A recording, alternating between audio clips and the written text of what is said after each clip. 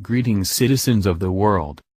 A fascinating Security Council (SC) report circulating in the Kremlin today recommends that the State Duma begin the approval process for a set of initiatives set forth by the Agency for the Development of Human Capital in the Far Eastern Federal District, HCFE, that, when fully implemented, would make available a free hectare of land, 2.5 acres, and state financial support to millions of American citizens, and that follows President Putin's directive this week that foreigners having Russian ancestry, and who have a desire to work and create strong families, be allowed to receive free land, and who stated, "It is necessary to expand the opportunities presented by this program to our compatriots who arrive in the Far East from foreign countries."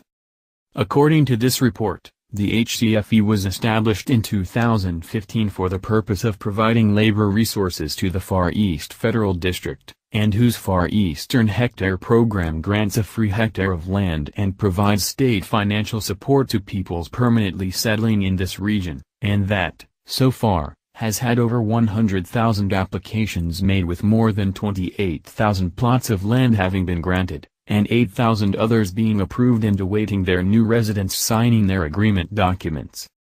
The Far East Federal District, this report continues, currently has around 6.3 million citizens living in it, about 5% of the population of Russia, and comprises 36% of the area of Russia, having a land area amounting to 6,169,300 kilometers, as compared to the entire U.S. being 9.8 million kilometer and having over 324 million peoples, and whose weather varies from deeply continental to monsoonal due to the enormous extent of the area, which is almost 4,500 kilometers from the north to the south and 2,500 to 3,000 kilometers from the west to the east. Most critical to note about the Far East Federal District, though, this report says, is its massive contribution to making Russia the richest nation in the world, and whose staggering natural resource wealth of its main deposits of coal, oil, natural gas, gold, timber and rare earth metals have an estimated wealth of over $75 trillion. In order to fully utilize, exploit the astonishing wealth of the Far East Federal District far into the 21st century, however, this report explains, would require tens of millions of more citizens than Russia's current population of 143 million is able to provide, thus spurring President Putin's call to open up the HCFE's Far Eastern Hectare program to foreigners having Russian ancestry. To receive Russian citizenship, this report notes, one of the hardest requirements for foreigners has been the law requiring proof that a prospective citizen has full command of the Russian language, but that in the past has been easily mastered by those of Slavic descent. Slavic peoples, this report details, are the largest Indo-European ethno-linguistic group in Europe, and who, in their earliest times, were a diverse group of tribal societies who lived during the migration period and early Middle Ages, approximately the 5th to the 10th centuries, in Eastern Europe and in Central Europe, but who, also, during the 13th century, were split apart by the Mongol Empire invasions of Europe. During these Mongol Empire invasions of Europe, this report continues, the Slavic peoples were separated into two groups, the first being those that formed the Grand Duchy of Moscow, and the second being those that formed the Kievan Rus. Though the Grand Duchy of Moscow formed the historical basis for Slavic Russia, this report explains, the Kievan Rus formed into the Principality of Galicia-Volhynia, or Kingdom of Rus, and that by the last part of the 16th century further formed into the Polish-Lithuanian Commonwealth, but that, between 1772 to 1779, the then Russian Empire was able to rejoin all of the Slavic peoples under one government. The Kievan Rus, however, this report details, during their centuries-long separation from their Slavic brothers and sisters in Russia fell under this influence of various Western European monarchies who forced them, under penalty of death, to convert to Roman Catholicism from their original Russian Orthodox Church beliefs, and who then labeled a great number of these Slavic Catholics as being a separate nation called Poland, and that was established by these Western powers during World War I.